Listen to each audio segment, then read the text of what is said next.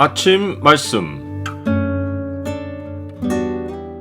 오늘 본문 말씀은 창세기 16장 1절에서 16절입니다.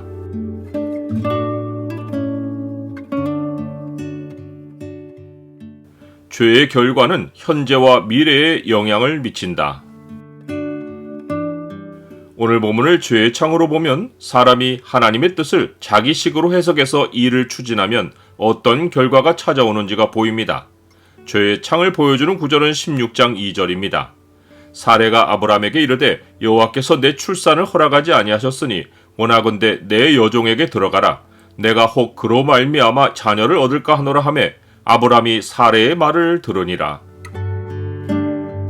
아브라함은 자손에 대한 하나님의 계시를 받고 하나님과 언약까지 맺어서 자손에 대한 확신에 차 있었습니다. 하지만 시간이 흘러도 여전히 아내 사레는 출산하지 못했습니다. 아브라함은 이 상황을 견뎠지만 사레는 그러하지 못했습니다. 사레도 분명 하나님의 약속을 알았지만 하나님이 자신의 출산을 통해 아브라함이 자식 얻는 것을 허락하지 않으신다고 생각했습니다. 그래서 사레는 대리모를 통해 자식을 낳으려고 생각했습니다. 이것은 당시의 문화이고 또 대리모가 낳은 아이도 본초의 자식이었습니다. 아브라함은 사레가 자기 여종에게 들어가서 자녀를 낳으라고 할 때 사레의 말을 들었습니다. 들었다라는 말은 순종했다라는 뜻으로 아브라함이 아내의 말에 이유를 달지 않고 굴복했다는 의미입니다. 이것은 에덴 동산에서 아담이 이유를 묻지 않고 하와의 말을 따른 것과 같습니다. 이때는 아브라함이 가나안 땅에 거주한 지 10년 후입니다. 즉 사레가 75세의 노년에 이른 때입니다.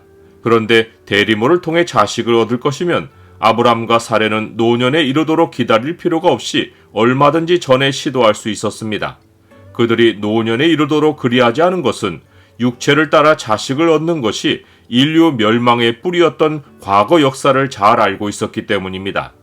그런데 아이러니하게도 그들은 하나님의 약속을 받은 후 그토록 오랫동안 피해왔던 일을 과감히 시행했습니다. 아마도 그들의 명분은 하나님의 약속을 이루려 한 것입니다. 하지만 그들이 간과한 사실이 있습니다. 그것은 하나님이 분명하게 약속하셨어도 그 약속이 성취되는 것을 허락하지 않으시는 것은 하나님이 하나님의 때에 하나님의 방식으로 그 약속을 성취하려 하시기 때문이라는 것입니다. 그러나 아브람과 사레는 그 약속을 세상 방식으로 이루려 했습니다. 이 일에는 하나님이 하셨다는 말이 나올 수 없습니다. 이것이 이 일이 약속의 성취가 아니라는 증거입니다. 이제 예견되는 것은 온갖 문제들이 터지는 것입니다. 여종 하갈은 자기가 임신하자 아내 자리를 차지하고 사레를 멸시했습니다. 하갈에게서 모욕을 느낀 사레는 아브람에게 책임을 전가했고 아브람은 자기가 해결할 일인데 사레에게 상황 해결의 전권을 주었습니다.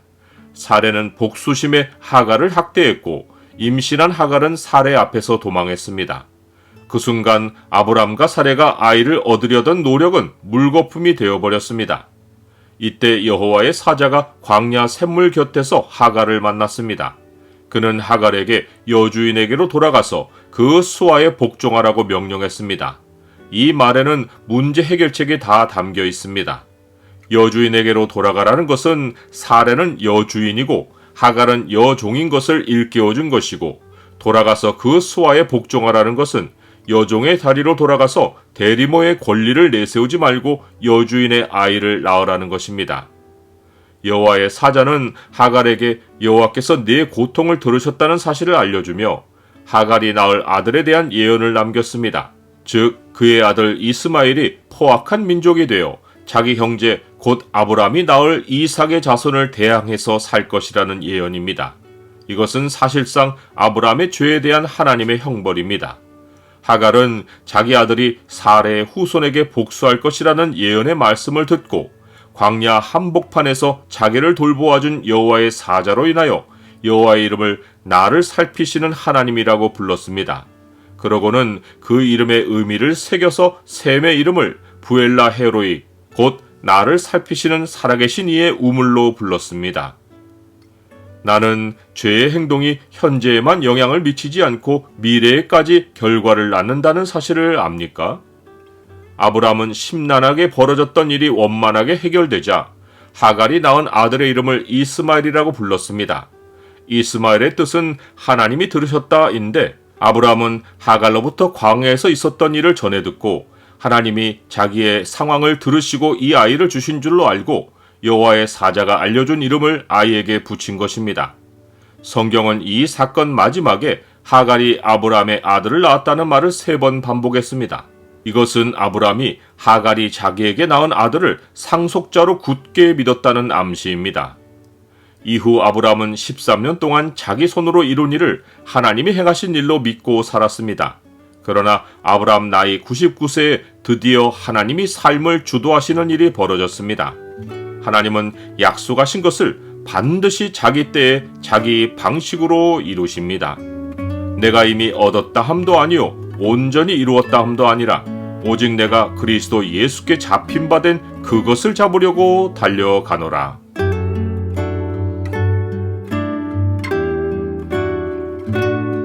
주님, 사람들이 모두 인정하는 일이어도 주께서 허락하시지 않으신 일은 혼란과 고통을 낳습니다.